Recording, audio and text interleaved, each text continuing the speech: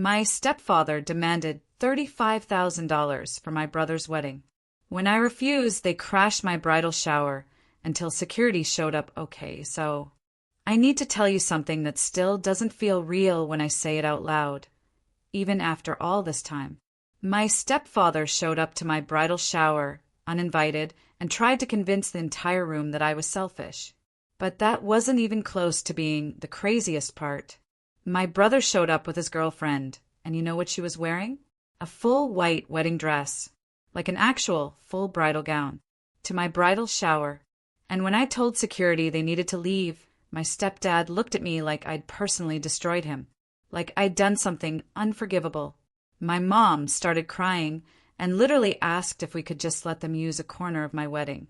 A corner of my wedding. For them. I'm still processing this, honestly. It's been almost a year and I still have moments where I'm like, did that actually happen? Did my family really do that to me? But before I get to that absolutely insane moment, I need to explain how we got here, because this didn't just happen out of nowhere. There's a lot of background that makes this make sense. Or as much sense as any of this can possibly make. My name is Rebecca. I'm a radiologic technician at a hospital in Vermont, and I've been there for almost 8 years now. I work in the imaging department, which means I'm dealing with patient care, technical equipment, and pretty demanding schedules. But here's the thing about me. I learned early on, and I mean really early, that if you want something in life, you have to work for it. Nobody's going to hand it to you on a silver platter. Nobody's going to just give you things. You have to earn it. I started working at 14 years old. Not at some cushy job either. I was working at my neighbor's farm on weekends, doing hard physical labor, hauling hay, fixing fences, cleaning up. My hands were always dirty. Most kids my age were at the mall hanging out with their friends, going to movies, just being teenagers. I was waking up at 5 in the morning to help with chores before school. But I saved the money. Every single dollar I earned, I saved it. Because even then, I understood that money represented independence. Money meant I could buy what I wanted without asking anyone for permission. When I turned 18, my parents called me into the living room. This was a serious conversation. They sat me down, and my stepdad David, actually, he said something to me that I'll never forget. He said, "Rebecca, if you want to live here, you need to pay rent. If you're going to be an adult, you need to understand adult responsibilities. $200 a month." Now, I know that doesn't sound like a lot of money now, but when you're 18 years old and working part-time jobs between school, that's significant. That hurts. That's real money. That's money I couldn't spend on things I wanted. That's money going directly to my parents for the privilege of living in the house I grew up in. But you know what I did? I paid it. Every single month. On time. Without complaint. Because that's what you do when someone sets a boundary. You respect it. You follow through. You're responsible. My mom, she wasn't pushing as hard as David, but she supported the decision. She said it would teach me responsibility. She said that in the real world, nothing's free. So that was my teenage and early adult experience. Work, save, pay rent, repeat. My brother Marcus is 7 years younger than me. So when I was already working and paying rent, he was just a kid. And I have to tell you, Marcus had a completely different experience growing up than I did. Completely different. When Marcus turned 17, which would have been when I was already in college, already juggling loans and work-study programs, David took him to a car dealership. I'm not even joking. This actually happened. Marcus came home, and there was a brand new car sitting in our driveway, with a bow on it. A bow. Like it was a Christmas present, not a vehicle. Not a used car. Not something reliable that he needed to take care of. A brand new car. Probably cost $30,000. Meanwhile, I was taking the bus to work.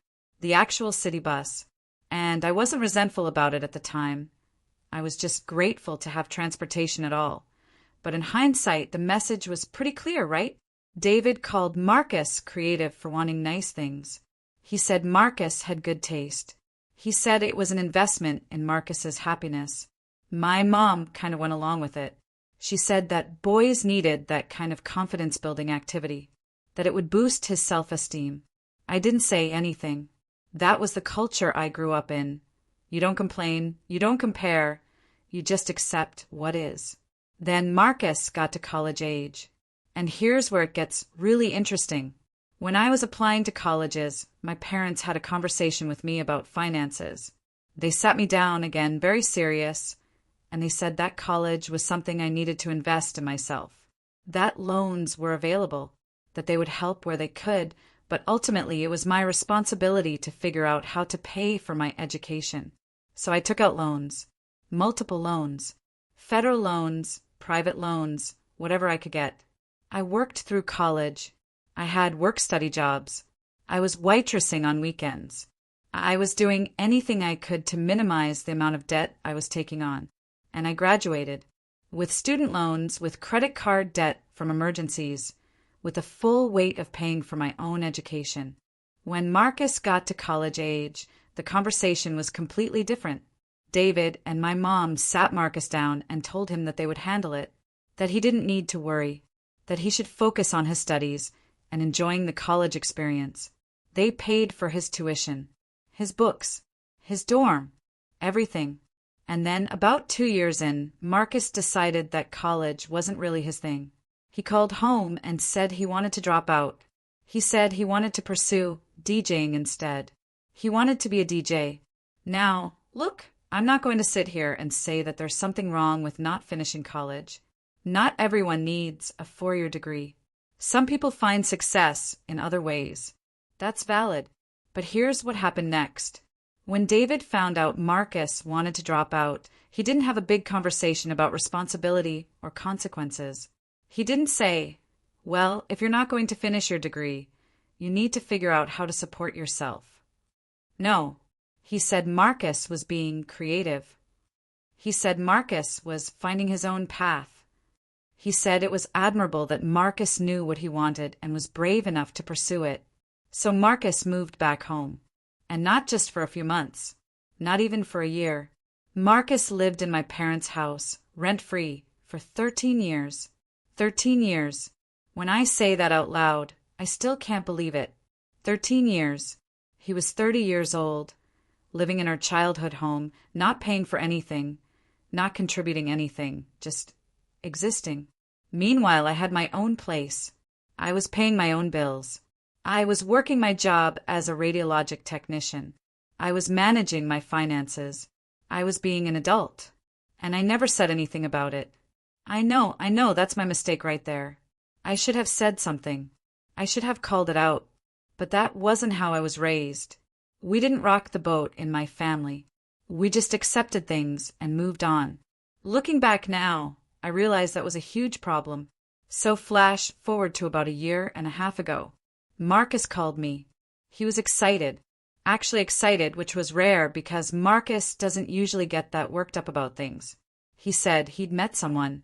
Her name was Olivia, and they'd been dating for about 8 months. 8 months. And he'd proposed to her. I was happy for him, I really was. But also, this felt very on brand for Marcus. He was spontaneous in this way that was sometimes charming and sometimes concerning. He made decisions without thinking them through, and then he expected other people to help bail him out of the consequences. But I was supportive. I said congratulations. I told him I was excited for him. I meant it mostly. What I didn't know was that he'd bought the ring on payment plans, a ring he was making monthly payments on. No savings, no emergency fund, no plan for how he was going to actually pay for a wedding. Just a proposal and a payment plan. About 2 days after Marcus called to tell me about the engagement, my stepdad David called me. And he got right to the point. No small talk. No, how are you doing? He said, Rebecca, your brother needs help with his wedding. He and Olivia want to do something nice, something the family can be proud of. I'm calling because I need you to help out financially. I literally laughed. I was not expecting that. I said, David, I'm sorry, what? He repeated it. He said Marcus deserved a nice wedding. That family supported each other. That I needed to step up. So let me explain what was happening in my life at that exact moment, because this is important context. I had just gotten engaged to Ryan. Ryan is my fiancé, and he's the most supportive, incredible person I've ever met. He makes me feel valued. He listens to me. He actually cares about my well-being. When Ryan and I got engaged, we decided we were going to do this wedding the right way. We were going to save for it. We were going to plan it ourselves. We were going to make it special. So we sat down and did the math. We figured out a budget. And we decided on $35,000. That was our number. $35,000. Now, I know that sounds like a lot of money, and it is. But for a wedding, it's actually pretty reasonable. We were planning a ceremony at a vineyard, which is gorgeous. We were hiring a professional photographer. We were doing a sit-down dinner with real food. We were doing flowers and decorations. We weren't being extravagant. We just wanted it to be nice. And Ryan and I saved every single penny of that money ourselves. We went into our savings account and we set it aside. We didn't buy things we wanted. We didn't take vacations. We cut corners where we could. We were intentional about every dollar. For almost 2 years, almost 2 full years of saving and planning and dreaming about this day. We booked the vineyard. We hired the photographer. We made the guest list. We sent out save the dates. Everything was organized. Everything was planned. So when David called and asked me to help Marcus pay for his wedding, I was genuinely confused. I said, "David, where is Marcus's money? Where are his savings?" And he said, and this is a direct quote, he said, "Well, Marcus doesn't have much saved." I said, "Okay, so where is your money? You're his parent. You paid for his college. You let him live rent-free for over a decade. You bought him a car when he turned 17. And this is where it gets really interesting. David said that families support each other, that it wasn't about him, it was about the family unit. He said that successful siblings help unsuccessful siblings. He said the whole point of being successful was to help people who weren't as fortunate. He literally said those words to me. "Rebecca, if you're successful, you have a responsibility to help your brother." I was quiet for a moment because I was trying to process what he was actually asking me. He was asking me to take the money that I had worked for, that I had saved, that Ryan and I had sacrificed for, and give it to my brother, because my brother had made choices that left him without money. And I said no. I said, "David, I can't do that. Ryan and I have been saving for this wedding for almost 2 years. This is our day. This is important to us. I'm sorry Marcus is in a tough spot, but I can't sacrifice my wedding for his." I expected him to accept that. I expected him to say, "Okay, I understand. I hope you have a beautiful wedding." But that's not what happened. Instead, David called me back the next day, and the day after that, and the day after that. For 3 weeks, my stepdad called me almost every single day. And each time he called, he had a new proposal, a new angle, a new way of trying to convince me that I should give him money for Marcus's wedding. His first idea, cancel the photographer. The photographer is costing too much money. Give that money to Marcus. I said no. Second call, Rebecca, you could return your wedding dress. Buy something cheaper. Buy a dress from a department store for $100. That would save $3,000. I said no. Third call, cut the guest list in half. Don't invite as many people. Save money that way. I said no. Fourth call, do pizza instead of a catered dinner. Pizza is cheap. Save the rest. I said no to that too. Each call, the same message. Families take care of each other. Families support each other. I was being selfish. I was being unkind. I was putting my own needs above my brother's. And let me tell you, that message really started to get in my head, because I wasn't raised to be selfish. I was raised to be responsible and kind and to think about other people. So I started questioning myself. Am I being selfish? Am I being a bad sister? But then I'd remember I worked for this money. I saved for this money. Nobody gave it to me. And more importantly, I had a fiancé who was also invested in this wedding. It wasn't just about me. During one of these calls, my mom got on the phone. She was upset. She said, "Rebecca, you're tearing this family apart over money." Those were her actual words, tearing the family apart. She said I needed to think about how everyone felt. I needed to be more compassionate. I needed to understand that Marcus was going through a hard time and the family needed to rally around him. I asked her, "What about how I feel? What about my hard time? What about my wedding?" She didn't have a good answer for that. And then Marcus called me, and he was crying, actually genuinely crying. I could hear it in his voice. He said, "Rebecca, I know this is a lot to ask, but Olivia, she has her heart set on this country club wedding. It's really important to her. All of her friends are having these amazing, lavish weddings. And I feel like I'm a failure because I can't give her that." He was sobbing. He said, "I just want one special day. You got yours, or you're going to get yours. Why can't I have mine? Why can't I just have one day where I feel successful and like my life is put together?" And I felt awful. I genuinely did, because he's my brother. I love him, and hearing him cry made me feel like maybe I was being unreasonable. But then I thought about it more clearly, and I realized something important. His lack of planning is not my emergency. His financial situation is not my responsibility. I said to him, as gently as I could, "Marcus, I love you, but I can't do this. I've saved everything for my wedding. It's not fair to ask me to give that up." He was quiet, and then he said, "So you're just not going to help me?" And I said, "I'm not going to give you my wedding money. That's not helping. That's sacrificing my own life." That conversation was hard, but I meant what I said. The calls continued. David kept calling. My mom kept bringing up. Marcus kept calling with new problems, new reasons why he needed the money. But I held firm. I said no. I said it again and again and again. Then David started bringing up our grandmother. Grandma Diane has always been the moral center of our family. She's wise and kind, and everyone respects her. David said to me, "Your Grandma Diane is very disappointed in you." He said I was abandoning my brother. He said I was being cruel. He said that successful people, and apparently I was supposed to count myself as successful, have a moral obligation to help family members. He even said, and I quote, "Rebecca, you're abandoning Marcus. You're leaving him to fail over a wedding." He was literally framing me not giving him money as abandonment. Like I was supposed to have some kind of parental or financial responsibility for my 30-year-old brother and his wedding choices. It was manipulation, pure and simple. But it was working on me. I started having trouble sleeping.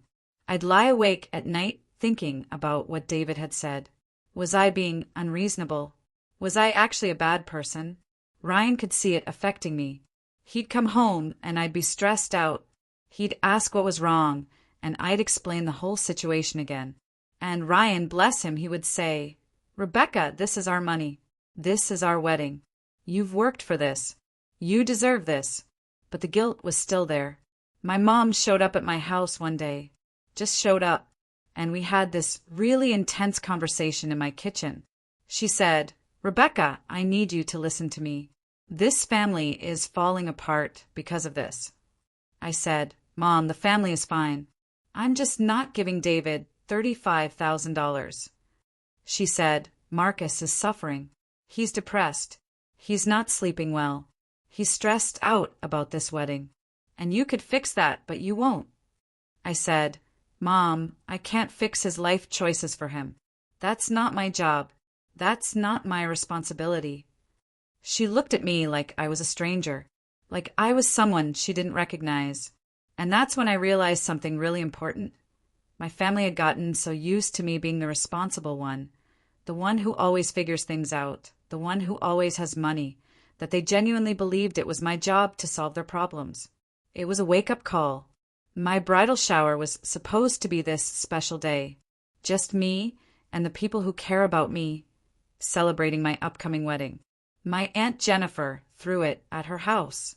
It was beautiful. She decorated with flowers and balloons. She had food and drinks. She made it really special. I invited people I actually wanted there. Close friends from work, college friends, cousins who I'm close to, people who have supported me and loved me. It was wonderful. We were having this really nice time. People were giving me gifts, telling me stories, making toasts. We were laughing. We were celebrating. About halfway through, right in the middle of the party, the front door opens, and in walks David, with Marcus, and with Olivia. They just walked in. No invitation. No knock. They just walked into my bridal shower without being invited. The room got quiet. People kind of stopped what they were doing and looked to see what was happening. David started talking. Loudly, he said, "I need to say something to everyone here." And I'm thinking, oh no, what is happening right now? He said, "Rebecca is spending $35,000 on this wedding for herself. $35,000, while her brother, her own brother, has nothing. She refuses to help him. She refuses to contribute to his wedding, even though he desperately needs it." The room was completely silent. He said, "I think it's important that everyone here knows the kind of person Rebecca really is. She's selfish. She's willing to spend money on herself while her brother suffers." And I was just standing there. I was stunned. I couldn't believe he was doing this. At my bridal shower, in front of all these people. My Aunt Jennifer stood up. She was angry. She said, "David, where is your contribution to Marcus's wedding?" And here's what David did. He basically threw my entire childhood in my face. He said that Jennifer had watched me work since I was a teenager, that my parents had made excuses for Marcus, while I was always responsible, that Jennifer had secretly bought my textbooks in high school because my parents refused to pay for them. He literally brought up private family stuff in front of everyone, and he used it as a way to make me look bad. It was a really low blow. Then David just walked out. He left Marcus standing there with Olivia, like Marcus was his backup plan or something. Olivia started joining in. She called me selfish too. She said I was ruining Marcus's life. My mom, who was at the shower, didn't defend me. She didn't say anything to David. She just stood there. My family started treating me like I was the villain, like I was the one who had done something wrong. The energy in the room completely shifted. People who moments before had been celebrating with me now looked uncomfortable. They didn't know what to say.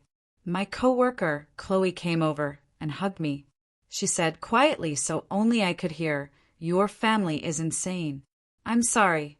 That meant everything to me in that moment. But the damage was done. That bridal shower had been ruined. I had 1 week, 7 days between that horrible bridal shower and my wedding day. I was trying to stay focused.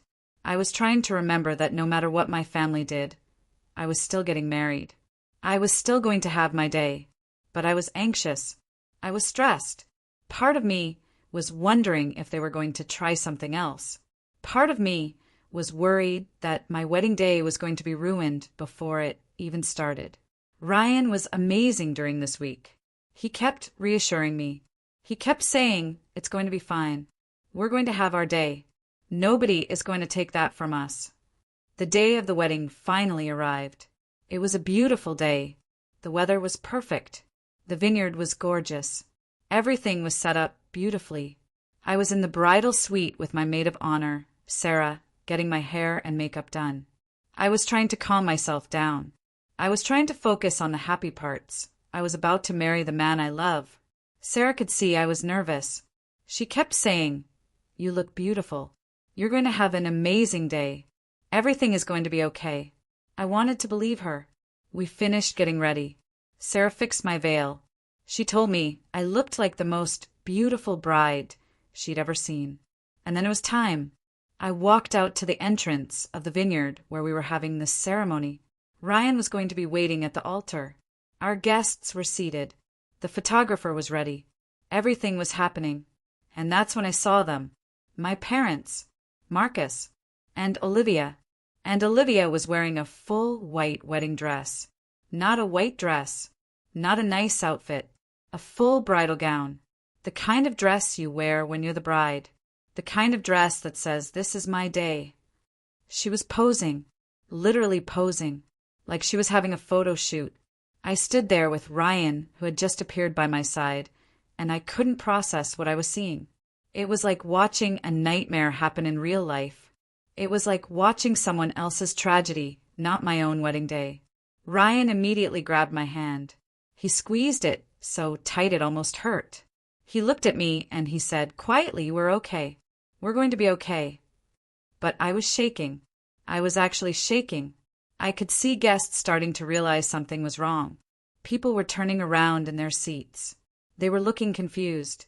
Some of them were pulling out their phones. I could see them recording. Michael, the wedding coordinator, was standing nearby. He was pale. He looked shocked. He came over to me and he said, "Rebecca, do you want me to call security?" And I couldn't even speak. I could barely breathe. I just nodded. Yes, call security. 2 security guys arrived within a couple of minutes. They were in black suits. They looked professional. They looked like they knew what they were doing. I told them what was happening. I said, "These people weren't invited to my wedding. One of them is wearing a bridal gown and they're refusing to leave." Ryan stepped forward, and this is a moment I will never forget. His voice was so cold, so serious, so unlike anything I'd ever heard from him before.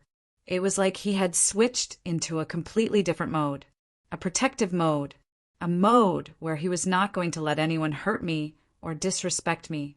He looked directly at David and he said, "You need to leave, right now, immediately, or I am calling the police and having you arrested for trespassing." There was no question in his voice. There was no room for negotiation. He wasn't asking. He was stating a fact. And I realized in that moment that I was marrying the right person. This man was going to protect me. This man was going to stand up for me, even against my own family. But then Olivia started crying. And I mean really crying, wailing almost. She was screaming about how she just wanted one special day. She was saying, "Why are you doing this to me? Why won't you just let us have this?" And then, and I cannot believe I'm saying this, she actually asked if they could just use the cocktail hour space. The cocktail hour space. Like, could we please just give them a small corner of my wedding so they could have a quick ceremony? She was serious. I looked at Ryan and I just started laughing, because the audacity was so insane that laughing was the only response I could have. My grandmother, Grandma Diane, she moved faster than I had seen her move in years. She grabbed her cane and she walked right up to Olivia. And she looked at that white dress, really studied it, and then she said loud enough for everyone to hear, "I have lived for 90 years. 90 years on this earth. And I have never, in all of that time, seen anything more trashy than wearing a wedding dress to someone else's wedding." The entire crowd gasped. It was like a scene from a movie. Grandma Diane had just called out the elephant in the room. But my mom came over to me. She was crying. She was actually crying. And she said, "Marcus is sobbing in the parking lot. Can't you just let them use a small space for a quick ceremony?" A quick ceremony. At my wedding. My best friend Sarah, who was standing right next to me, she was done. She stepped forward and looked at my parents, and she said, "I am calling the police right now, and I am filing trespassing and harassment charges if you do not leave this property in 90 seconds. And she was already on her phone. She was actually dialing. That seemed to wake David up a little bit. He realized this was serious. This wasn't just a family conflict anymore. There were legal consequences. The security team started moving. They started physically moving my family toward the exit. Olivia was struggling. She was resisting. Her white dress was dragging on the gravel as the security guards were escorting her. She was screaming about discrimination and her rights, which didn't even make sense. There's nothing discriminatory about not wanting an uninvited guest at your wedding. David tried to push past the guards. He got confrontational for a moment. He was trying to say something to Ryan, but the guards weren't having it. They were professional and firm. Michael, the wedding coordinator, was gesturing toward the parking lot. He was making sure the guards knew to get everyone off the property. Marcus came out of the parking lot where he'd been hiding. He was red in the face. His eyes were swollen from crying. He was yelling at me that I was tearing the family apart. He was reaching toward me over the security guard, trying to get closer, saying things like, "I can't believe you're doing this. How could you do this to your own brother?" And Ryan went right up to David, and with the coldest voice I've ever heard come from another human being, he said something that I think genuinely terrified my stepdad. He said, "If you do not leave right now, you will regret it for the rest of your life. I want you to understand that clearly." There was no anger in his voice. There was no emotion. It was just a statement of fact. And David's face went completely red. Security continued to escort them. They disappeared around the corner of the building. And suddenly there was quiet. I realized I had been holding my breath. My hands were shaking. My veil was slightly crooked. I was probably a mess. I looked around and I could see my guests looking at me. Some of them were confused. Some of them looked angry on my behalf. Some of them looked like they were witnessing something they'd never seen before. Because honestly, who has their family crash their wedding like that? Ryan came around behind me and put his arms around me. He put his chin on my shoulder and he asked if I wanted to postpone. He said, "We can reschedule. We can move everything. If you need time to process this, we can do that." And I thought about it for a second. I thought about just calling everything off. I thought about how easy it would be to go home and deal with this later. But then I thought about something else. I thought about the almost 2 years that Ryan and I spent saving for this day. I thought about every dollar we had set aside. I thought about every detail we had planned. I thought about everyone we had invited who came to celebrate us. And I realized that I was not going to let my family take this from me. I turned to Ryan and I said firmly, "I will not let them spoil this day for one more second." We saved for almost 2 years. We planned every single detail. We invited everyone we love. And I am marrying you today, exactly as we planned. Nothing is going to change that. He squeezed me tight. He kissed my head. And he said, "I love you so much." Michael came over and said that security had confirmed my family was off the property. He said he would make sure they stayed away. He said he was giving us 40 minutes to collect ourselves before we started the ceremony. He said he'd personally make sure my family didn't try to come back. The support I felt in that moment, it was overwhelming. People who barely knew me were rallying around me. People were angry on my behalf. People understood that what my family had done was wrong. Sarah grabbed my hand and pulled me back into the bridal suite. She said, "Come on, we need to fix your makeup." My makeup had gotten a little messed up from the stress. Not ruined, but enough that we needed to touch it up. As Sarah was fixing my face, my Aunt Jennifer came in. She was red in the face. She was furious. She said, "Rebecca, I want you to know that Jack and I hired private security to watch the parking lot. We filmed everything. We have proof of what your family did. We have footage of Olivia in that dress. We have footage of David's threats. We have everything we need for legal protection if we need it." My aunt had been so thoughtful. She had anticipated that something might happen and she had prepared for it. I hugged her and I thanked her. And I felt so supported. I felt so loved. My therapist, yes, I was already in therapy at this point, dealing with family stuff. She would tell me later that this moment was important. She would tell me that having people around me who supported me, who protected me, who validated that what my family did was wrong, that was healing. That was what I needed. After we took some time to collect ourselves, we decided to move forward with the ceremony. Michael walked me out to the entrance of the vineyard again. This time there was no drama. There was no chaos. It was just beautiful. Our guests were seated in white chairs. They were smiling at me. They were clapping. The photographer was clicking away, capturing every moment. The music started. and I walked down the aisle toward Ryan, and he was crying, actually crying. When I reached him, he took both my hands and he held them so tightly it almost hurt. He looked me right in the eyes and he said, "You are the strongest person I know. What you did today, standing up to your family, refusing to let them ruin this, that's the strongest thing I've ever seen." I couldn't speak. I was overwhelmed with emotion, but good emotion, emotion that came from being loved and protected. The pastor looked out at our guests, and he said something that I thought was beautiful. He said, "Rebecca and Ryan have had a challenging morning, but what we've witnessed is two people who are committed to each other, two people who will protect each other, two people who will stand up for each other no matter what." He continued, "True love isn't just about the good times. True love is about standing beside someone when things get hard. It's about defending them. It's about choosing them over and over again. And that's what we've seen today." We exchanged vows, and when Ryan said his vows, his voice was shaking. He talked about how proud he was of me. He talked about how he would always protect me. He talked about how he couldn't wait to build a life with me that was filled with love and support and respect. When I said my vows, I was crying. Happy tears.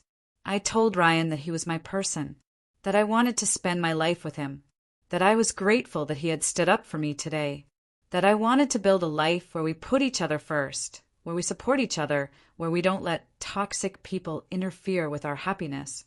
The pastor asked if anyone objected to this marriage, and for a second I held my breath. But nobody said anything. Nobody interrupted. It was just silence and love.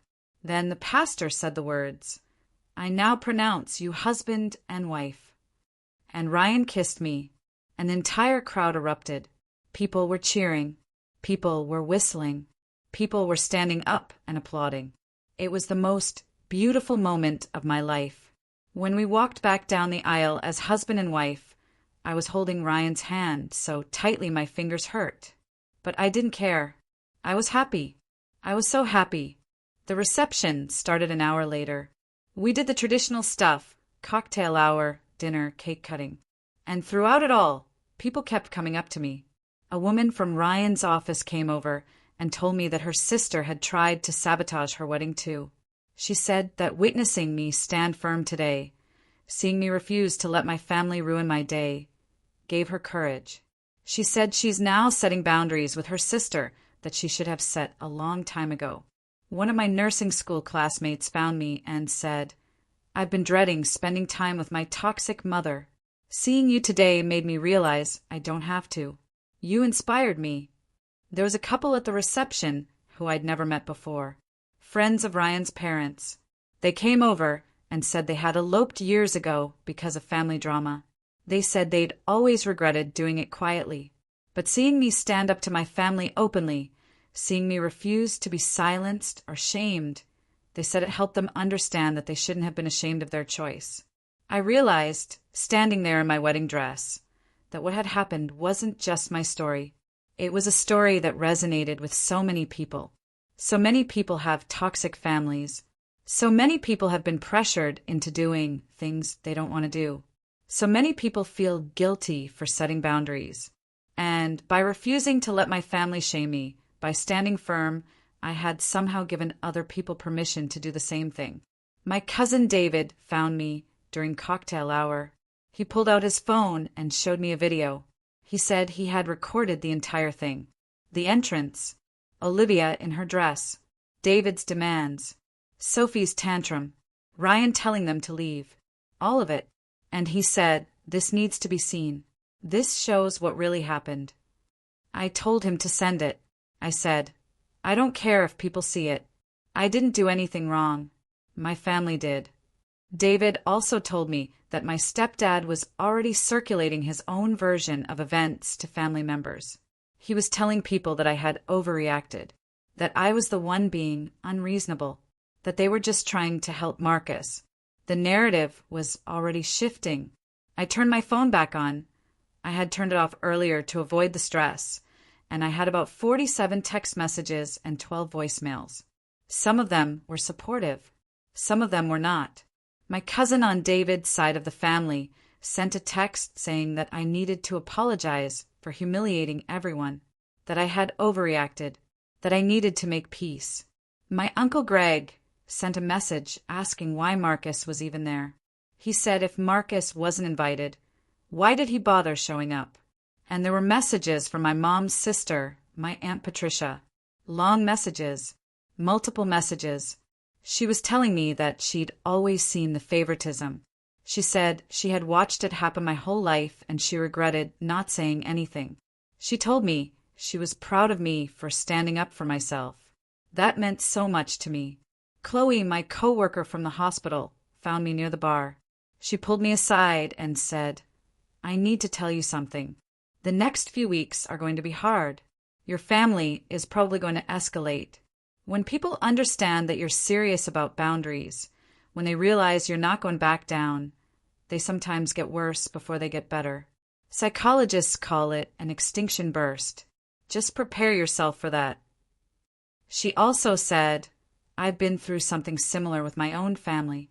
If you need to talk to someone, or if you need help, I'm here for me. Don't do this alone." That support was everything. My photographer came over before dinner.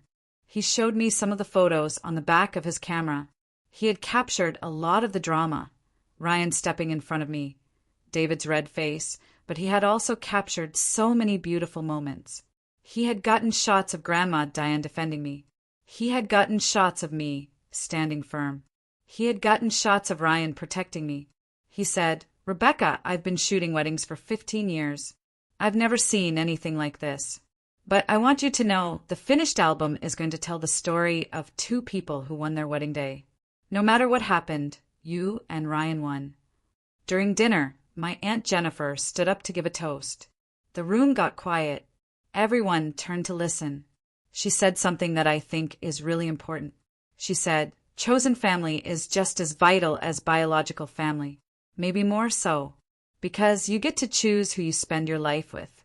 You get to choose who supports you and loves you. And I am honored to be here today to celebrate Rebecca and Ryan. Rebecca, you have always been like a daughter to me, more like a daughter to me than a niece. I watched you work as a teenager while your parents made excuses for your brother. I secretly bought your textbooks because I knew your parents wouldn't.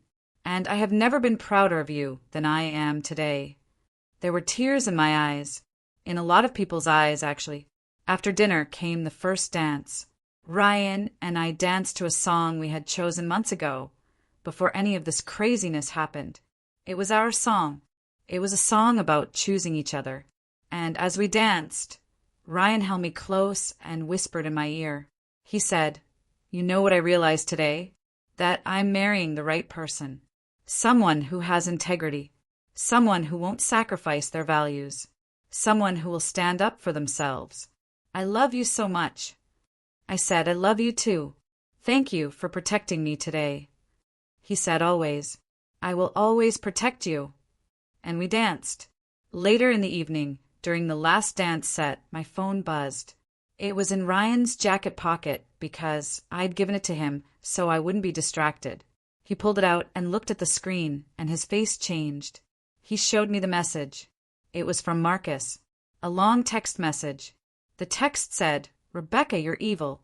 You're selfish. Olivia is devastated. You humiliated us. You ruined my life. Sophie is saying she doesn't even know if she wants to marry me anymore because of how you treated us. This is your fault. You destroyed my happiness." I read it and I felt nothing. No guilt. No shame.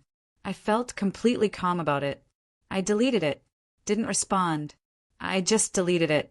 Ryan asked if I was okay. I said, "You know what? I'm okay. Because for the first time in my life, I'm not taking responsibility for my brother's problems. His relationship falling apart is not my fault. His life is not my responsibility, and I'm okay with that." Then I turned off my phone and put it back in Ryan's jacket pocket.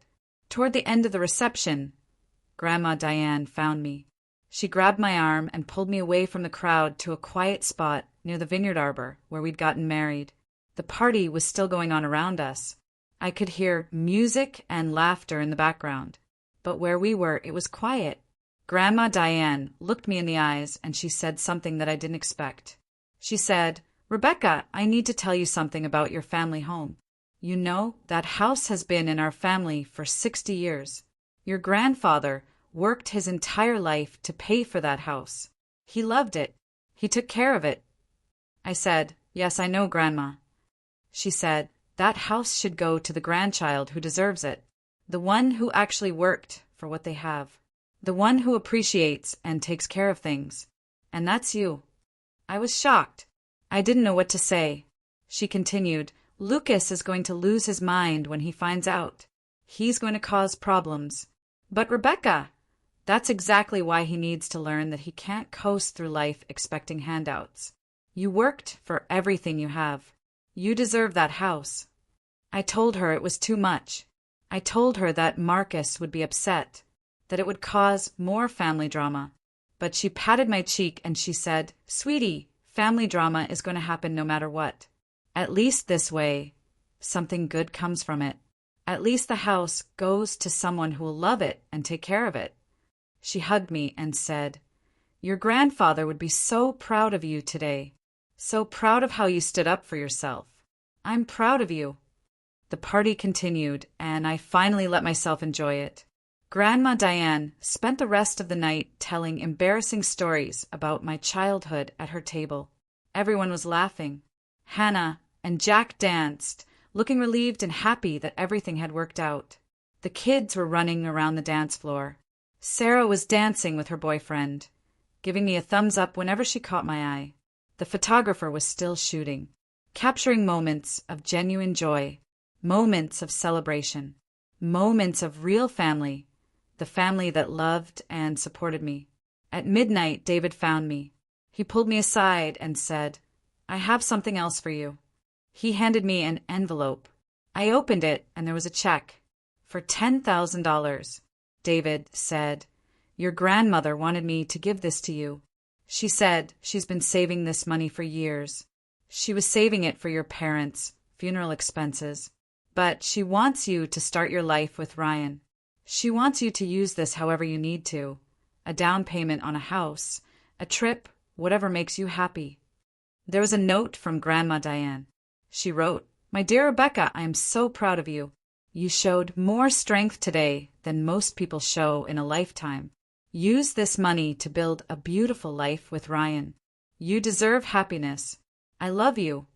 Ryan read the note over my shoulder, and he actually got emotional. He said, "Your grandmother is the best person I know. Besides you." We called her right away to thank her. She said, "You too use that money for whatever brings you joy. Don't feel obligated to anything. Just be happy." That night, after everyone had left, Ryan and I got a hotel room at a nearby resort. We were supposed to leave for our honeymoon in Hawaii the next day, but we needed one night to decompress. After we changed out of our wedding clothes, I had a breakdown. I got into bed and I just cried. I cried about losing my parents. I cried about my brother choosing not to support me. I cried about the day I had planned being interrupted by chaos. Ryan held me while I cried. He didn't try to fix it. He didn't try to tell me it would be okay. He just held me and let me feel what I was feeling. I cried and I said, "My parents should have loved me. They should have protected me. They should have shown up for me today. Instead, they tried to ruin it."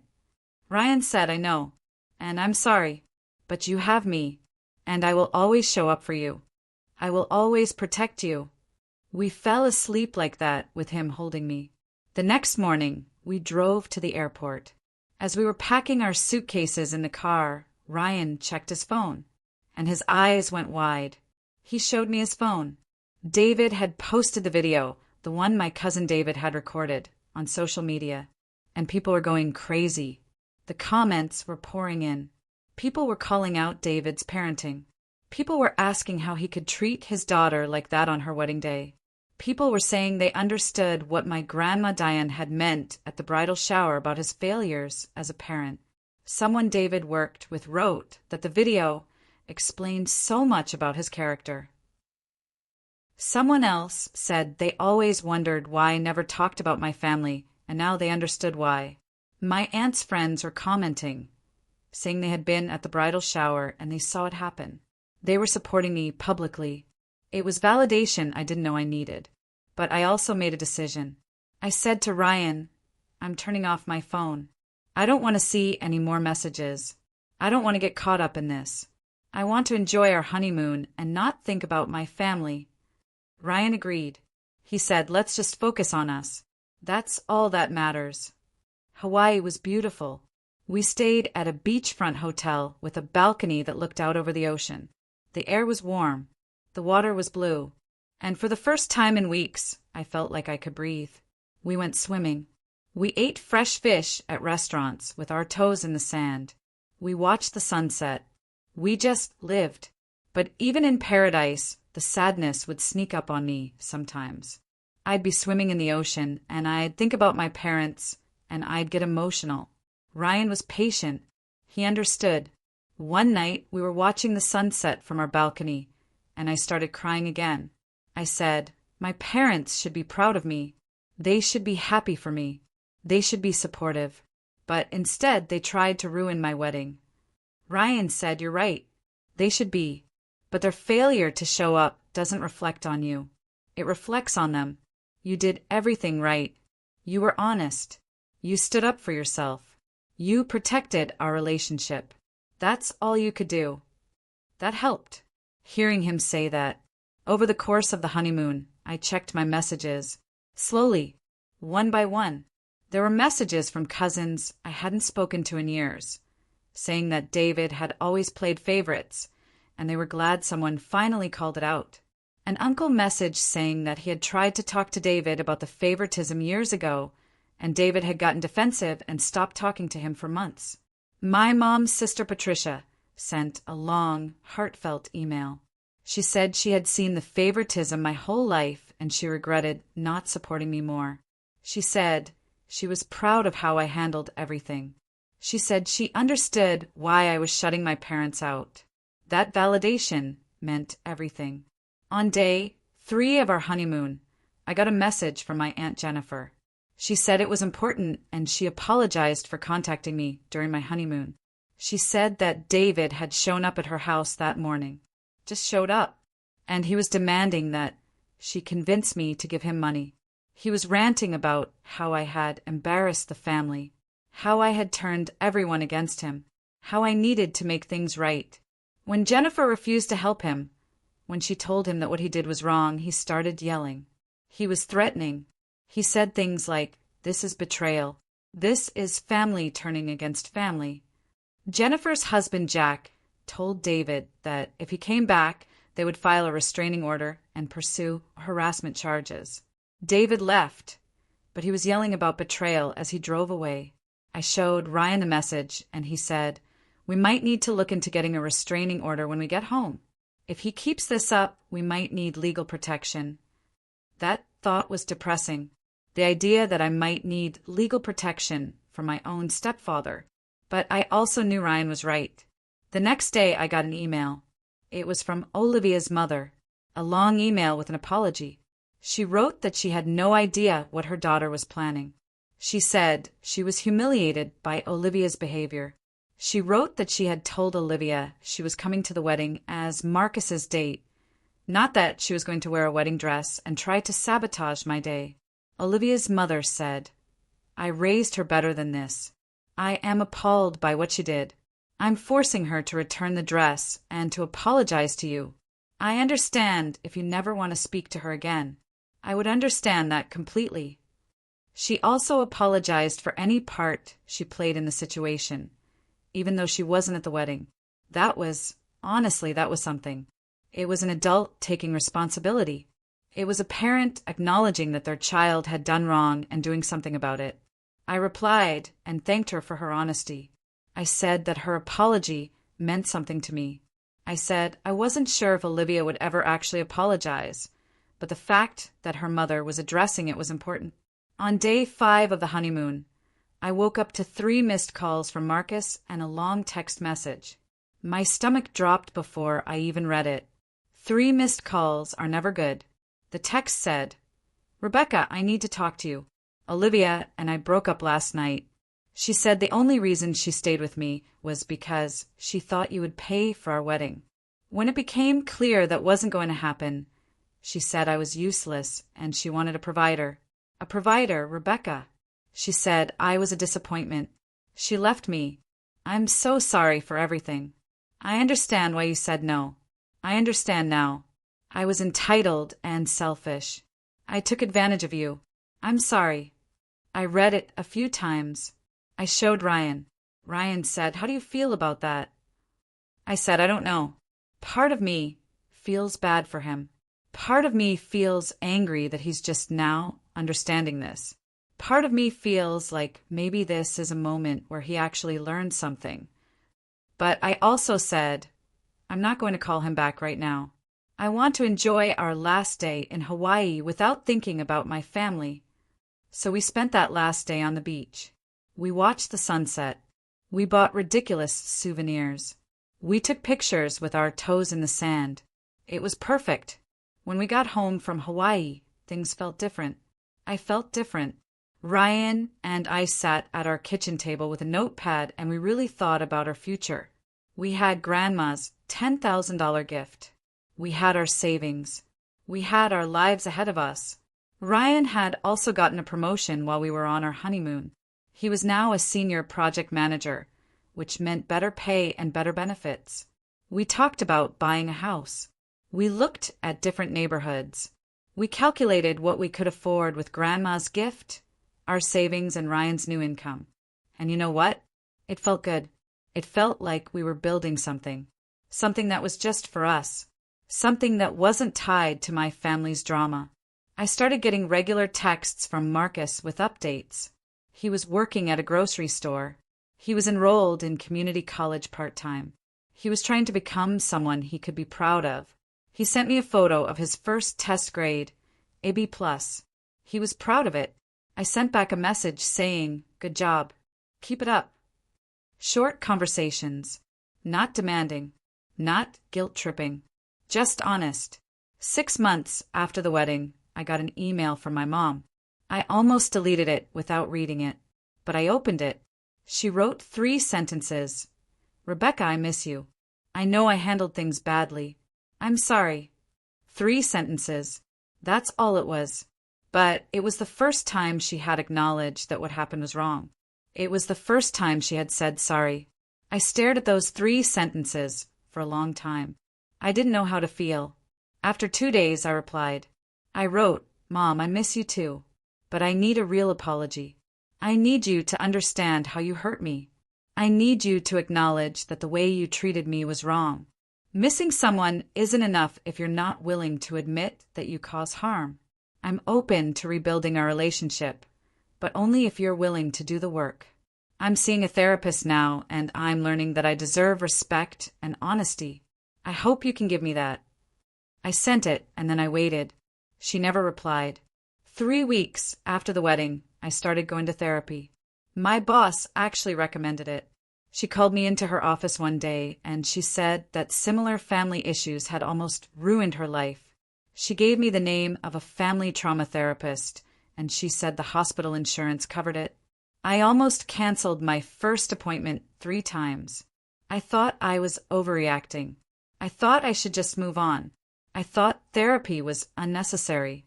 But I went, and the therapist listened to everything. The favoritism growing up, the pressure campaign about the wedding, the bridal shower ambush, the wedding day chaos, all of it. And she said something that really stuck with me. She said, "Rebecca, what your family did was abusive. It was emotional manipulation. It was designed to make you feel guilty for having boundaries. And your wedding day was the healthiest thing you could have done because you actually put those boundaries into place. You refused to be responsible for your brother's choices. You protected your own well-being. That's not selfish. That's healthy." She also said, "Maybe you're not a bad daughter for not funding Lucas's wedding. Maybe you've just learned to protect yourself." I started going weekly, and it helped. It really did. I learned about toxic family dynamics. I learned about enablers. I learned about scapegoating. I learned that what happened to me was not my fault. For weeks after the wedding, my mom called. I didn't answer, but I listened to the voicemail when Ryan was home. She yelled at me. She said I had disgraced the family. She said I had ruined Marcus's life. She said everyone was talking about me and she couldn't show her face in public. She demanded that I apologize to everyone. She demanded that I pay for Marcus's therapy because he was so depressed he couldn't get out of bed. She said, "If you don't fix this, Rebecca, you will regret it for the rest of your life." That voicemail made me angry. Angry in a way I hadn't been before. I texted her back. "Mom, I will rebuild our relationship only if you and David agree to go to family therapy and admit that you've treated me differently than Marcus my whole life. I'm not taking responsibility for David's emotional manipulation or Marcus's choices. I've moved on with my life. You can do the same. I'm blocking your number." And then I blocked her. It was one of the hardest things I've ever done, but it was also one of the most necessary things. After I cut off contact with my parents, things were quiet for a while, and that quiet was healing. Grandma Diane invited Ryan and me to Sunday dinner. It became a tradition. Every Sunday we'd go to her house and we'd cook dinner together. We'd watch movies. We'd talk about life. One Sunday, Grandma said something I'll never forget. She said, "Rebecca, your grandfather always believed that a person's character is measured by how they treat others when they have nothing to gain. Nothing to gain at all. He believed that if you're kind to people without expecting anything in return, that says everything about who you really are." She grabbed my hand across the table and she said, "You were perfect today at your wedding. Despite everything your parents did to try and break you, you remained kind. You remained firm. You remained true to yourself. Your grandfather would have been so proud of you." I almost cried, but I hugged her instead. We started building traditions. Me and Ryan and Grandma. We planned what kind of house we wanted to buy. We talked about what our future could look like. We created a family that actually supported each other. Aunt Jennifer and Uncle Jack became a huge part of our life too. Jennifer would check in on me. She would make sure I was doing okay. She had my back in a way my own mother never had. For months after the wedding, I almost threw away a letter. It had Marcus's handwriting on the envelope. I was about to put it in the trash when Ryan said, "Wait, read it first." I opened it carefully like it might explode. There were 3 pages inside, and the writing was thoughtful. It was honest. It was different than anything Marcus had ever written to me. He said, "Rebecca, breaking up with Olivia was the wake-up call I needed. I finally understand how entitled I've been my whole life. I got everything handed to me. I never had to work. I never had to face consequences. And I became someone I'm ashamed of." He wrote about how he was now working full-time at a call center, how he was enrolled in community college part-time and actually studying hard, how he wanted to become someone he could be proud of, how he knew he couldn't expect forgiveness from me, how he knew it would take time to rebuild trust. He ended with, "I don't expect you to respond. I just wanted you to know that I'm trying. I'm actually trying to change. And maybe someday we can have a real relationship again. But I understand if that's not possible. Either way, I'm grateful that you stood up to me and to David. You forced me to see the truth. I'm sorry it took losing Olivia for me to get it." I read that letter and I cried. Not angry tears. Sad tears. Relief tears. I told Ryan, "I need to think about this. I don't know if I'm ready to respond yet." Ryan said, "That's okay. Take your time. Just know that you don't owe him anything. He made his choices. If you decide to rebuild a relationship with him, that's your choice. But you don't have to." After 2 weeks, I texted Marcus and asked if he wanted to meet. Just meet. No promises. He responded immediately, "Yes, absolutely. When?" I said Saturday morning at a coffee shop downtown. I said 10 a.m. I needed to choose the time and the place, so I felt safe and could leave if I needed to. Saturday arrived, and I drove to the coffee shop feeling nervous. I was worried he would cancel. I was worried he would show up late. I was worried he would bring drama.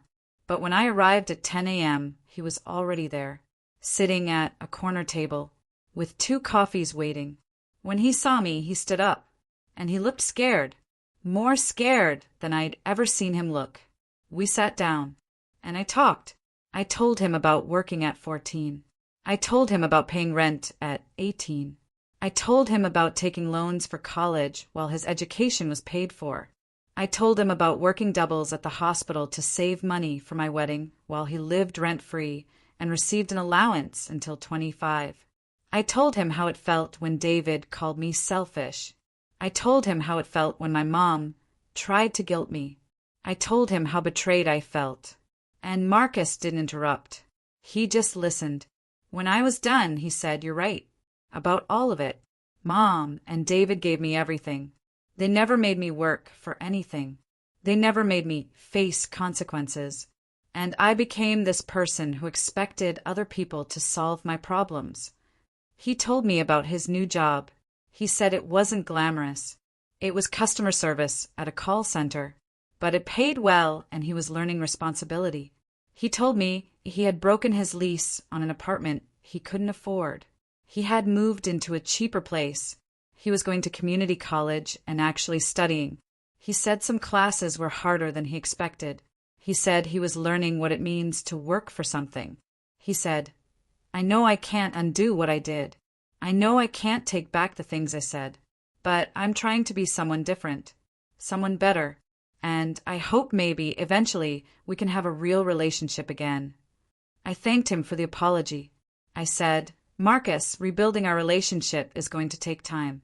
I need to see you follow through for months before I can really trust you again, but I'm willing to give you a chance." He nodded. He said he understood.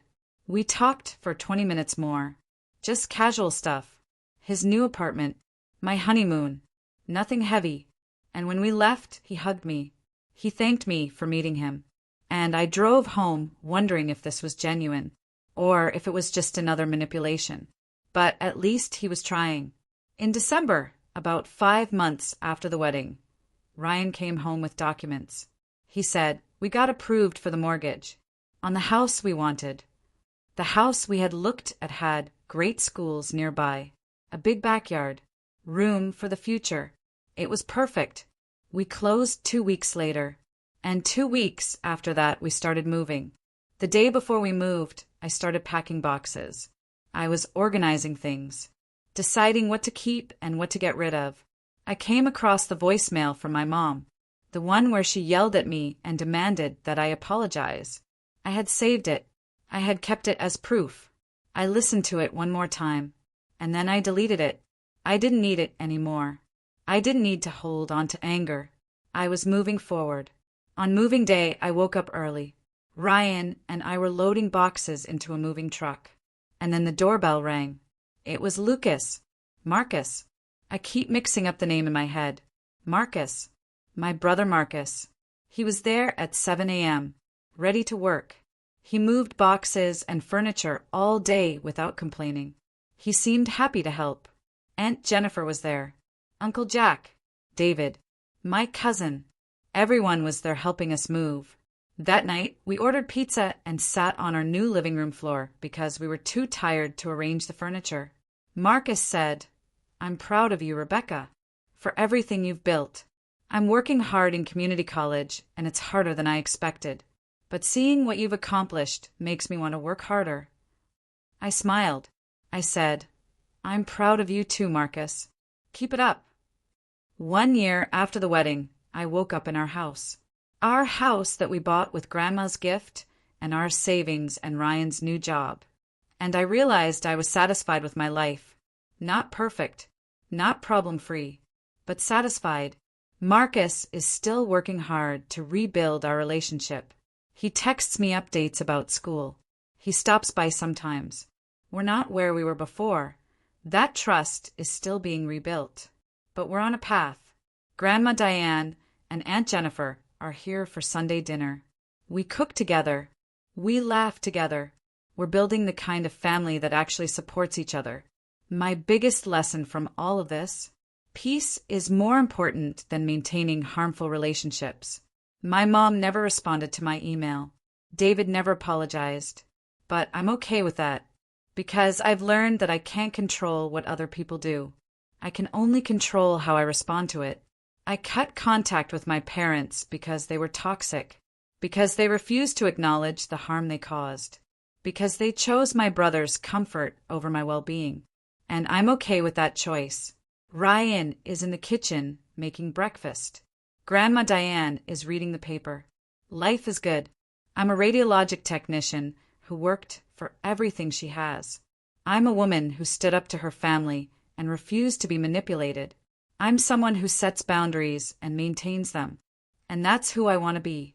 In the weeks after everything went down, the video that David had posted kept circulating. It had thousands of comments, thousands of views. People from all over were weighing in. Some people were critical of me. They said I should have just given Marcus money. They said family comes first. They said I was selfish for not helping. But most people understood. Most people said that what my family did was unacceptable. Most people said that I had done the right thing by standing firm. One comment really stuck with me. Someone wrote, "This young woman was working at 14. She paid rent at 18. She put herself through college with loans. She saved for 2 years for her wedding. And when her family asked her to sacrifice that for her brother's poor planning, she said no. And she's the selfish one?" These parents failed both their children, Rebecca by not supporting her, and Marcus by not teaching him responsibility. That validation, it meant everything. But it also meant that the family drama spread beyond just my family. Extended family members were reaching out, some supporting me, some supporting my parents.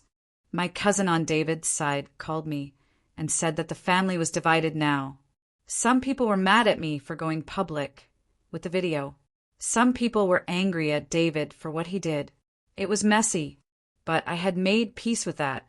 I couldn't control what people thought. I could only control my own actions. About 3 months after the wedding, I had a major breakthrough in therapy. My therapist asked me, "Why do you think you felt so guilty when your stepdad was pressuring you?" I thought about it, and I realized something. I said, "Because I was raised to believe that my job was to take care of everyone else. That my success meant I had a responsibility to help people who weren't as successful. That I was selfish if I didn't sacrifice for my family." My therapist nodded. She said, "And who taught you that?" I said, "My parents, especially David." She said, "And what did you observe David doing when Marcus failed?" I said he made excuses. He said Marcus was creative. He bailed him out. He paid for everything. She said, "So David created a situation where Marcus never had to face consequences. And then David tried to use you, his successful daughter, to bail Marcus out again. Does that sound fair?" I said, "No. No, it doesn't." She said, "Rebecca, you're not a bad person for saying no. You're actually the healthiest person in that family because you're willing to let people face the consequences of their own choices." That conversation changed everything for me. About 4 months after the wedding, I got another message from my stepdad, David. I was scrolling through Facebook during my lunch break at work when I saw it. A message request from David. I opened it even though every instinct told me not to. He had written 5 pages about how I had turned Marcus against him, how I had destroyed the family, how everyone thought I was harsh and cruel, how I was rewriting history to make myself look good and him look bad.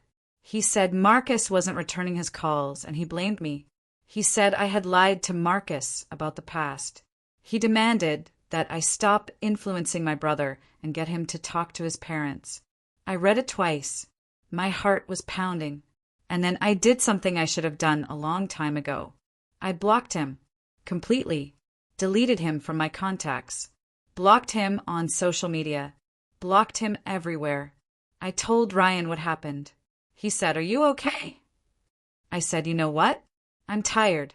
I'm tired of being blamed for David's choices.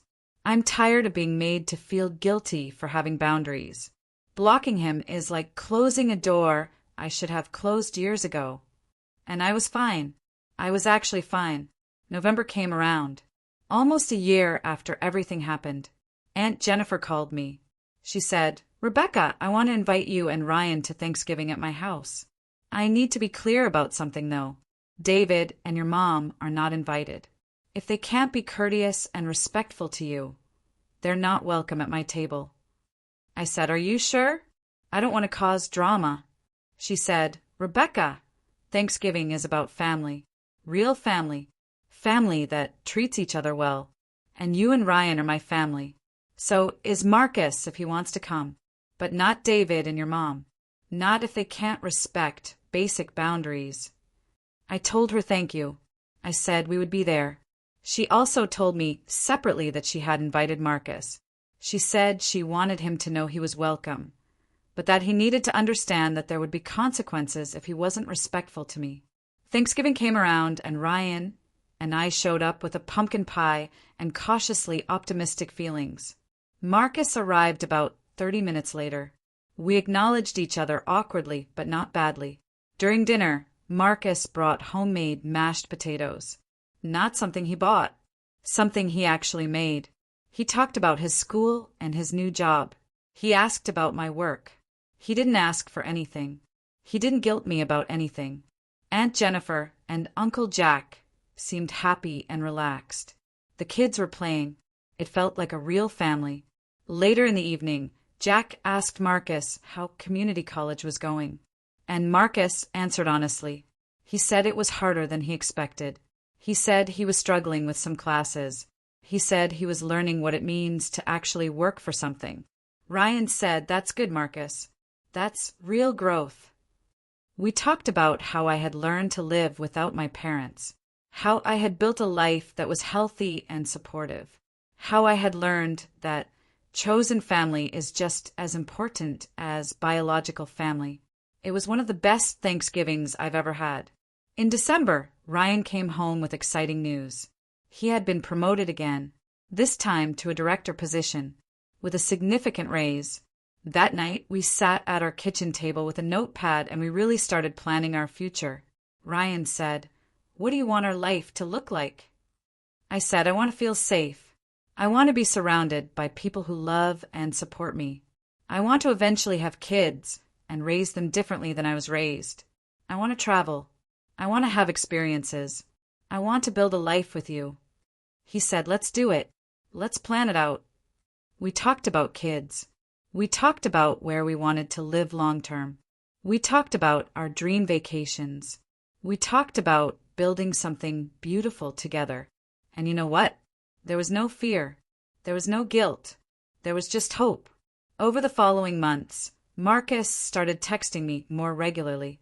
He would send me photos of his test grades. He sent me a B+ on his calculus test, an A on his biology exam. He was actually trying, actually studying. He got a job doing entry-level IT support at a computer company. It wasn't glamorous, but it paid well and he was learning valuable skills.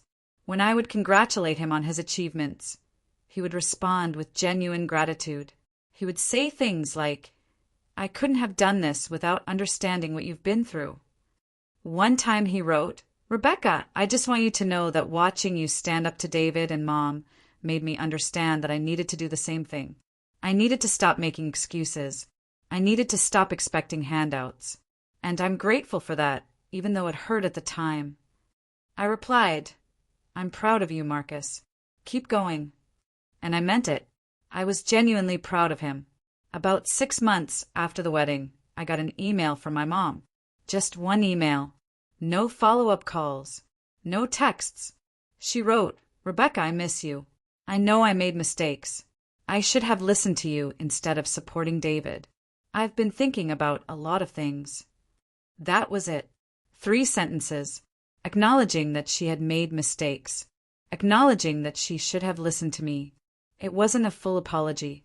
It wasn't acceptance of all the harm she had caused. But it was something. I thought about it for 2 days. I wasn't sure how to respond. Ryan said, "What do you want to do?" I said, "I want to believe she's changed, but I'm scared." He said, "Then tell her that. Tell her you need to see real change, real acknowledgement of the harm, real effort." So I replied. I wrote, "Mom, I miss you too. But I need more than this. I need you to fully acknowledge how you hurt me. I need you to understand that what you did was wrong. I need you to understand that you chose David over your daughter on my wedding day. And I need to see real, consistent change before I can rebuild this relationship." I sent it, and I waited. She never responded. That was hard. It was really hard, because part of me wanted to believe that my mom could change, that she could be the mother I needed her to be.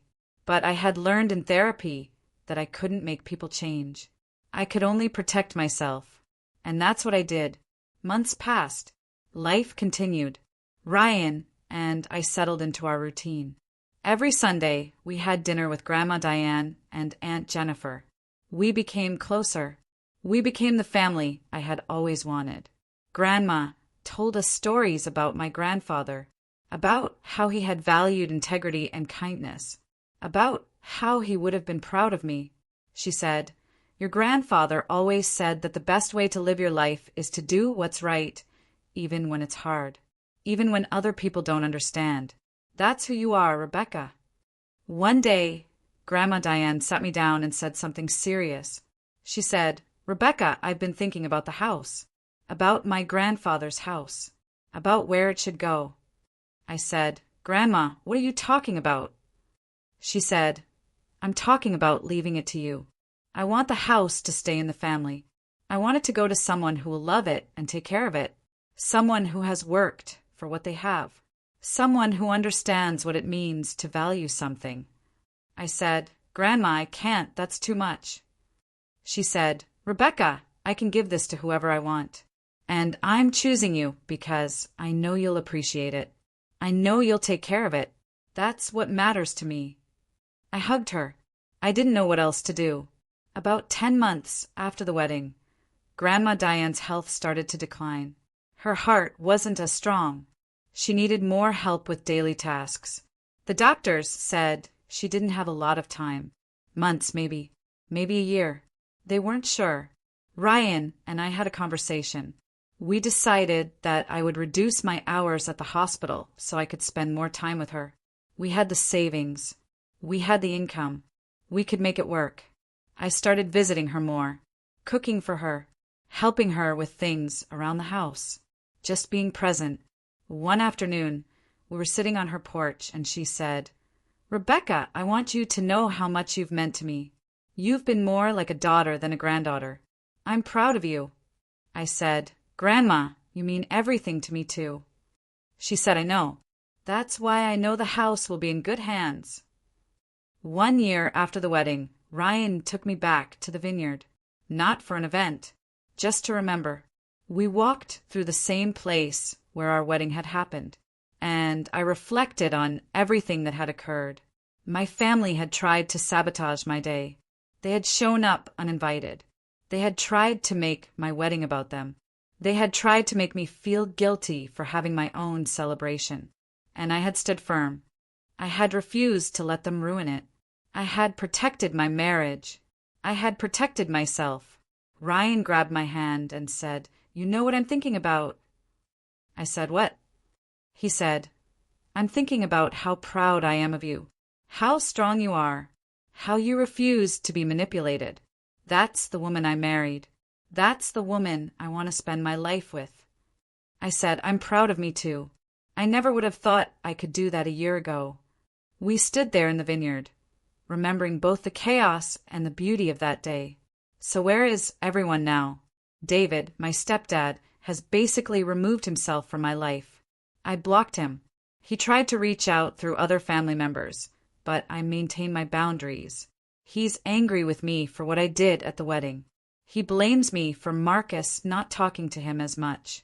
That's his narrative. That's how he's coping. My mom and I have very limited contact. She tried one more time to reach out, but when I told her I needed real change, not just empty words, she disappeared. I don't know if she's struggling with her relationship with David. I don't know if she's dealing with guilt. I don't know what's happening in her life. And honestly, that's not my responsibility to figure out. Marcus has genuinely changed. He's still in community college. He's working. He's building a life. He comes to family events now. We're rebuilding our relationship, slowly, but it's different now. It's based on honesty and respect, not manipulation and guilt. Do I trust him completely? Not yet, but I'm hopeful. Grandma Diane is still here. Her health fluctuates, but she's still here.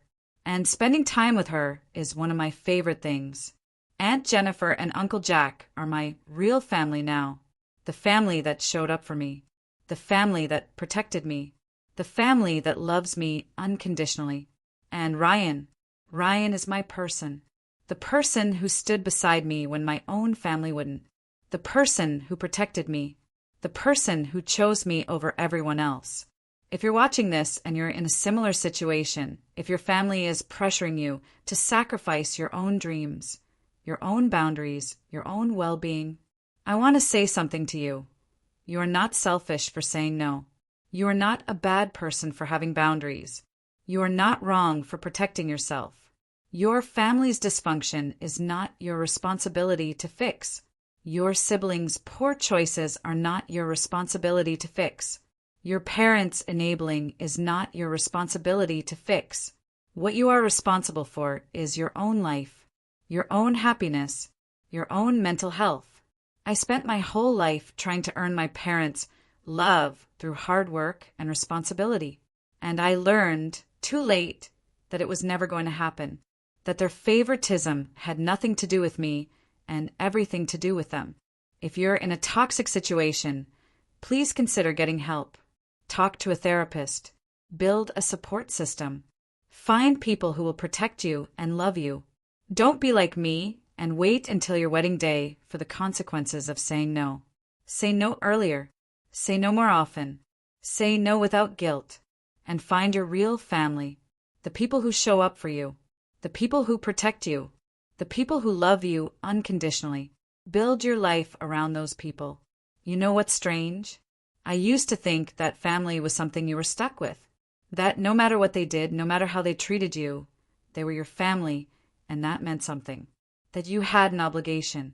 But I've learned that's not true. Family is what you make it. Family is the people who show up for you. Family is the people who love and support you. Family is a choice. I chose Ryan. I chose Grandma Diane. I chose Aunt Jennifer and Uncle Jack. I chose Chloe, my coworker who understood. I chose my friends who supported me. And in doing so, I built a real family. A family that actually cares about my well-being. A family that respects my boundaries. A family that celebrates my successes without guilt. That's more valuable than any blood relation. My wedding day was supposed to be a celebration of my marriage to Ryan. And it was. But it was also a celebration of me finally standing up for myself. Finally saying no to manipulation. Finally protecting my own well-being. And I regret nothing about that. Thank you so much for listening to this story. If you found it valuable, if you relate to any part of it, please let me know in the comments. Share your own stories. Let me know what resonated with you. And if you're dealing with a toxic family situation right now, please know that you're not alone. There are resources available. There are people who care. And you deserve to be treated with respect and love. I'm so grateful for everyone who supported me through this. My grandma, my aunt, my uncle, my friends, my therapist, and most of all, Ryan. This story changed my life. And I hope it helps change yours too. Remember, you are worthy of love. You are worthy of respect. You are worthy of boundaries. Don't let anyone make you feel guilty for protecting yourself. Take care of yourselves. And I'll see you in the next story. Reddit Family Stories, where real families reveal their real drama.